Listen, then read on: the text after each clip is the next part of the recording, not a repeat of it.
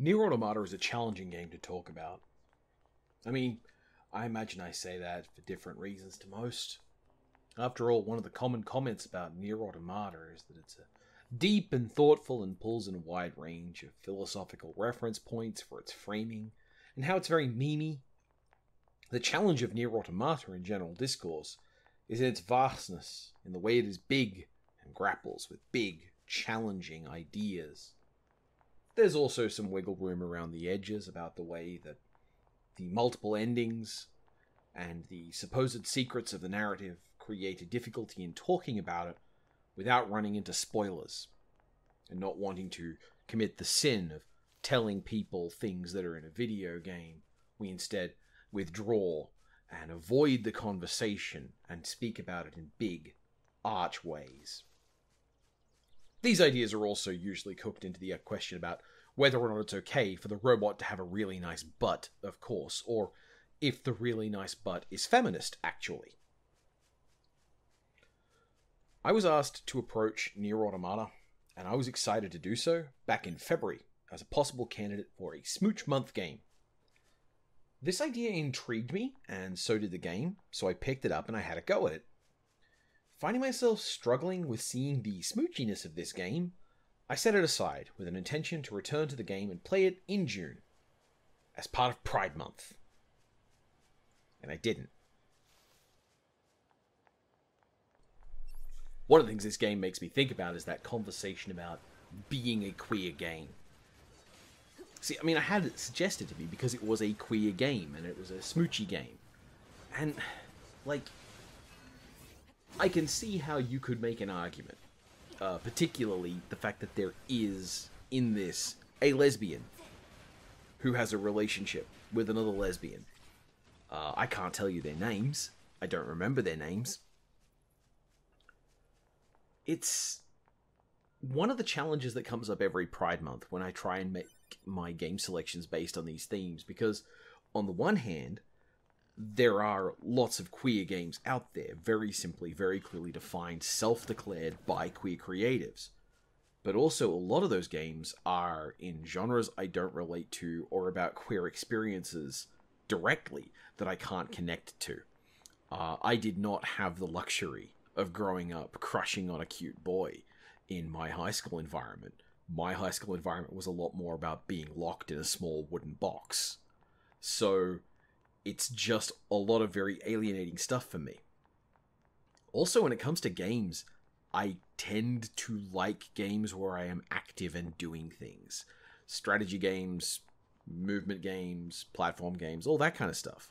And it's not to say that there aren't queer ones of those that exist, it's just they're a little trickier to find.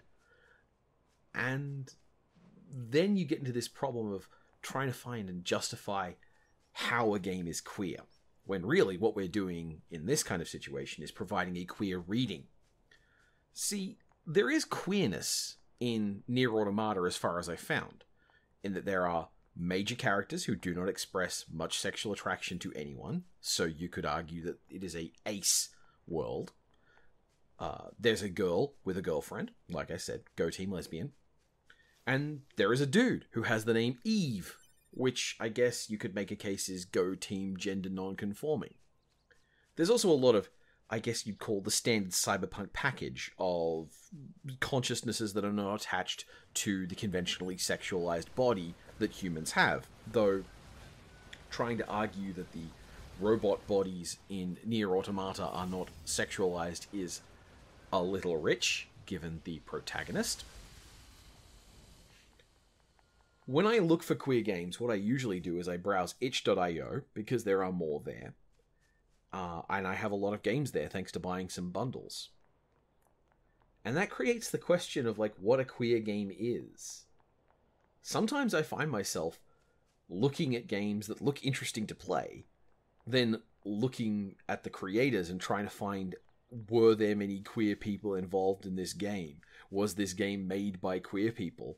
And if that's the case, do I have the luxury of considering it a queer game? Which, let me tell you, I, as a bi dude, do not feel comfortable browsing people's Twitters, trying to find some signal that this person isn't in the conventional cis-heteronormative spaces. It's extremely creepy and surveillancey, and I don't like doing it, so I usually find excuses not to do it. But then we come back to here of, well, what am I going to talk about for this month? What are the videos going to be about? And in the end, I find myself back at this idea of the queer reading more than the queer game. On the one hand, that's a bit of a bummer. I'd like to be platforming more games by queer creators, which is what I got to do earlier in the month with Secret Little Haven. But in Hannah Gadsby's Nanette, she talked about how she was asked to provide more lesbian content. Except, as she points out, she's a lesbian and she's on stage for the whole time. That presents an extra dimension to me because, hypothetically, all my reviews are queer content. I am constantly providing a queer lens on media. But you wouldn't know that necessarily, would you? I don't center that element of myself, and indeed, there are a lot of people who have no idea about my sexuality or how it relates to media at all. Even people who consider themselves very close to me. Even people who are confident they know what I think about this. And for some of you, you are quite wrong. And thus, this queer reading idea of these games comes with it the terrible burden of potentially being known, of sharing this element of myself that I do go out of my way to keep subtle or hidden, mostly due to shameful things. The irony is that during Pride Month, I feel more ashamed. I can't see how this goes anywhere. Let's try that again.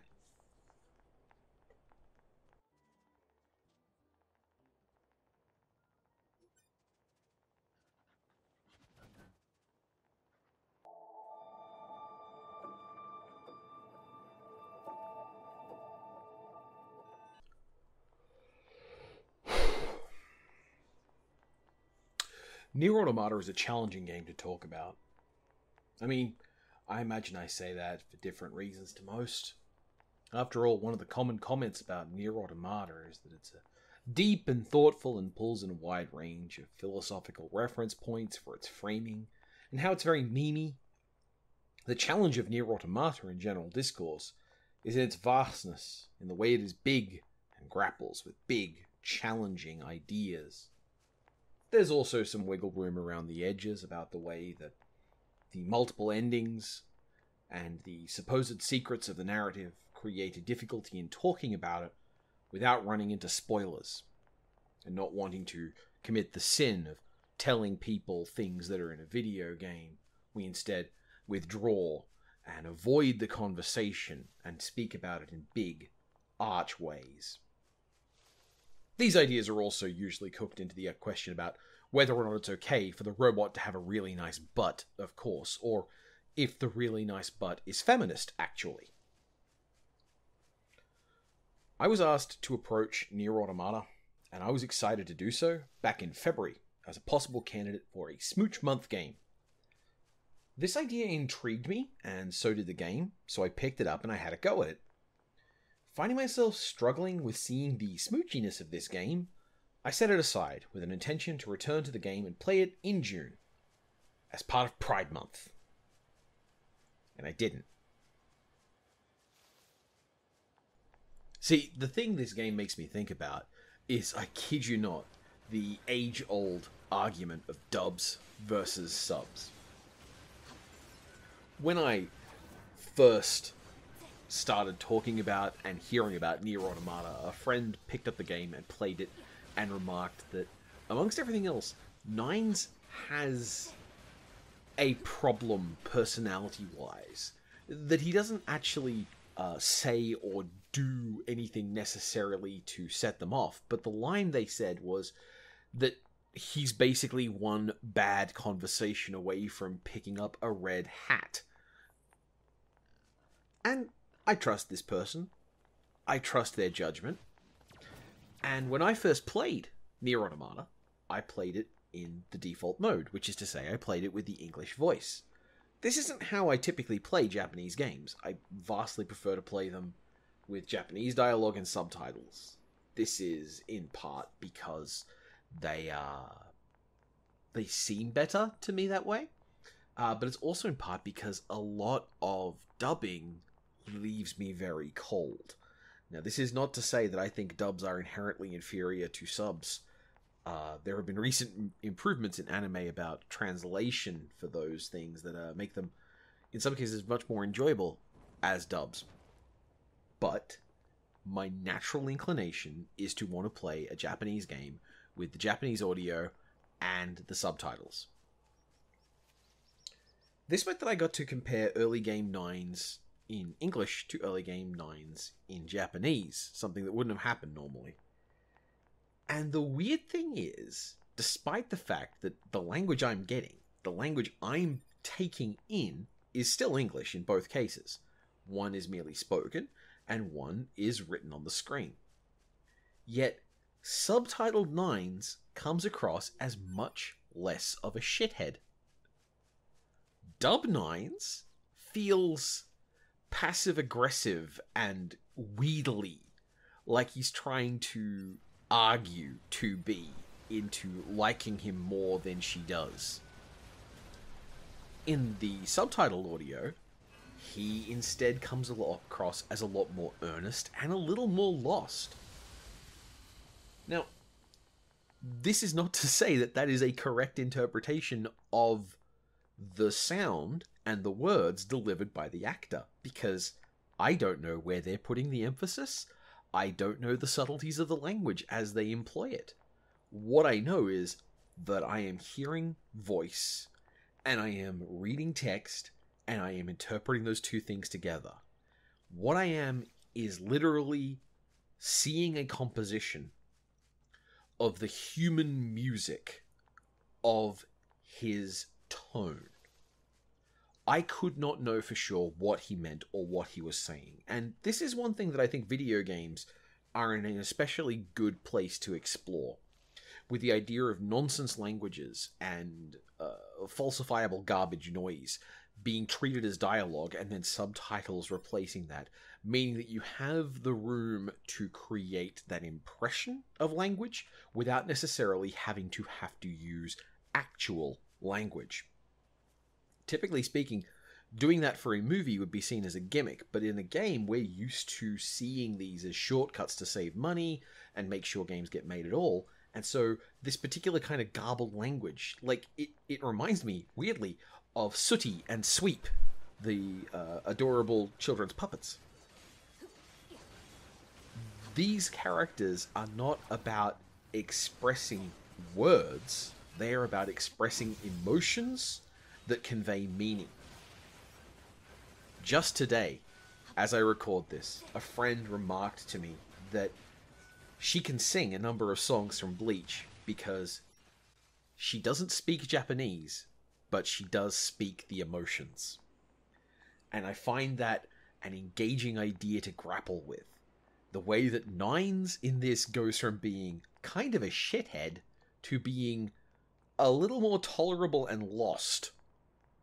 A little less smug and certain. No, I can't see where I go with this one. Let's try again.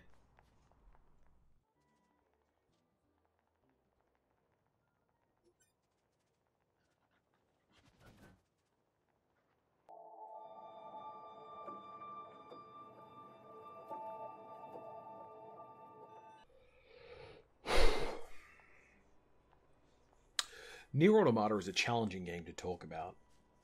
I mean, I imagine I say that for different reasons to most.